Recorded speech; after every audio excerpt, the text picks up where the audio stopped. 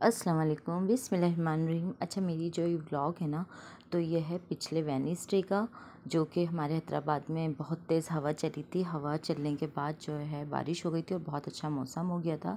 तो यहाँ बस बच्चों की फ़रमाइश थी कि मम्मा जो है पकोड़े बना लें। तो यहाँ मैं बच्चों की फ़रमाइश पे जो है आलू के भी पकोड़े बना रही हूँ और प्याज वाले भी पकोड़े बना रही हूँ। अगर बारिश में पकोड़े ना हो और बारिश के साथ जो है पकोड़े इंजॉय ना करें ना, तो मज़ा ही नहीं आता।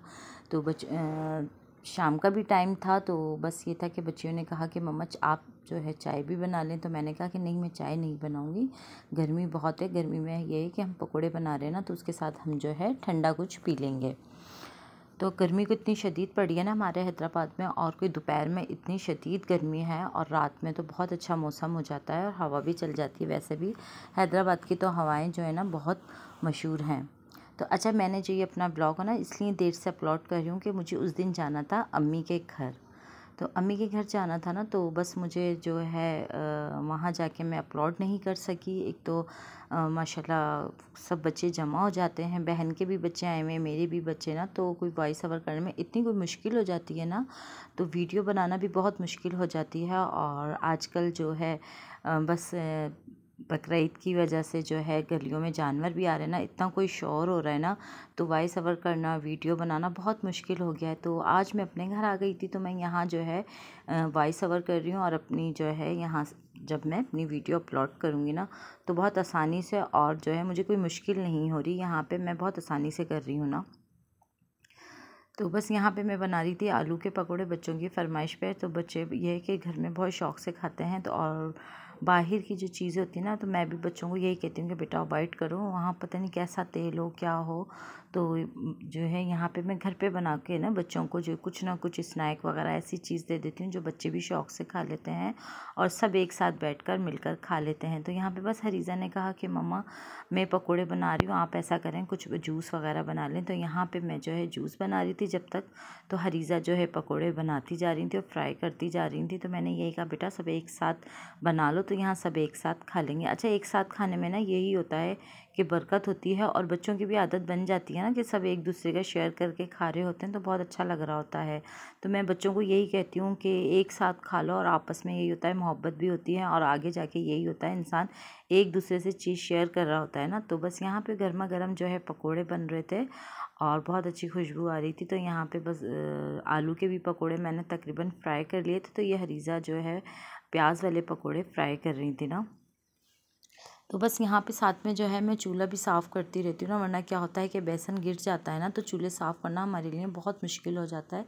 नेक्स्ट टाइम क्या होता है, अगर हम चूल्हे साफ़ कर रहे होते हैं ना, तो कोई हमें इतना टाइम लग जाता है कि बहुत मुश्किल हो जाती है। तो अगर हम हाथ के हाथ चूल्हे साफ़ कर दें ना, कोई मुश्किल नहीं होती। तो बस यहाँ मैं अम्मी के घर आ गई थी, तो बस यहाँ पे जो है अम्मी ने गाय ली थी ना, तो बस यही सब कॉल करके कह रहे थे कि भाई आ जाओ गाय देख लो।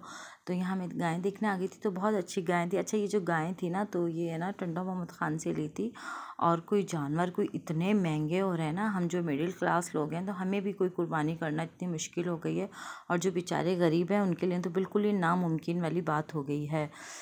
तो हर साल यही होता है कि महंगे जानवर हो जाते हैं, हर साल इसी तरीके से होता है। तो ये जो बकरे थे ना, इनमें से एक बकरा जो है मेरा है, और वैसे तो खैर मेरे ससुराल में कुर्बानी होती है, मेरे हस्बैंड समेत सब भाई जो है ससुराल में करते हैं, लेकिन मेरा इस दफ़ा मूड था कि मैं भी फ्लैट पे जो है ना कुर्बानी करूं। अच्छा, बड़ा जानवर का तो बड़ा मसला हो जाता है ना, फ्लैटों में अक्सर यही मसला होता है। तो बस छोटे का तो ये होता है कि इंसान जो है कैसे ना कैसे हर चीज़ जो है एक सेटअप बना लेता है और हर चीज़ जो है कर लेता है, गुंजाइश निकाल लेता है, इसी तरीके से हो जाती है। तो कुर्बानी जो है हम पर फ़र्ज़ भी है। जब हम सारे काम कर रहे होते हैं ना, तो हमें यही होता है कि हम पे जो चीज़ें फ़र्ज़ है हम वो इसी तरीके से करें। तो बस मुझे बाज़ार आना था, बाज़ार जो है मुझे पीको वगैरह करवानी थी, अपने दुपट्टे में मुझे ये लेस लगवानी थी, और टेलर के पास भी जाना था। तो कपड़े, अपने कपड़े और बच्चियों के कपड़े उठाने थे। तो बस टेलर के पास जाओ ना, तो टेलर का तो यही होता है, 2 दिन रुक जाएँ, 1 दिन रुक जाएँ। तो जबकि मैंने काफ़ी दिनों पहले है ना कपड़े डाले हुए थे, लेकिन बस टेलर का तो यही होता है ना कि जब तक उनसे 2-3 दफ़ा ना हो जाए ना आपका, तो इस तरीके से वो आपको कपड़े नहीं देते। लेकिन खैर बहरहाल ये टेलर जो है मेरे बहुत अच्छे हैं, फिर भी मुझे घर आके जो है कपड़े दे देते हैं, नाप वगैरह ले लेते हैं। तो यहाँ मुझे मेकअप वगैरह भी लेना था।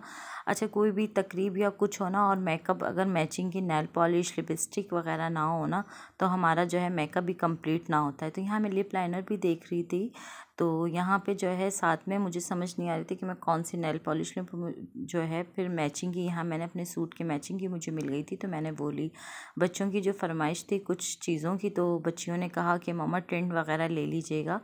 तो यहाँ पे ये मिस रोज़ का जो है ये फाउंडेशन है, ये मैं ये लेती हूँ। और ये नेल पॉलिश है जो कि मुझे अपने सूट की मैचिंग की मिल गई थी। मस्कारा भी तकरीबन हमारा जो है बहुत ड्राई हो गया था। और ये लिप ग्लॉस वगैरह है, ये मैंने जो है बहुत लाइट उसमें ली हैं। अच्छा, बच्चियों को काफ़ी परेशानी होती है ना, यूनिवर्सिटी वगैरह जाती हैं तो उनको चाहिए होती है। और ये बच्चियाँ जो है बैनी टिंट लगाती हैं, हमेशा इसी का लेती हैं।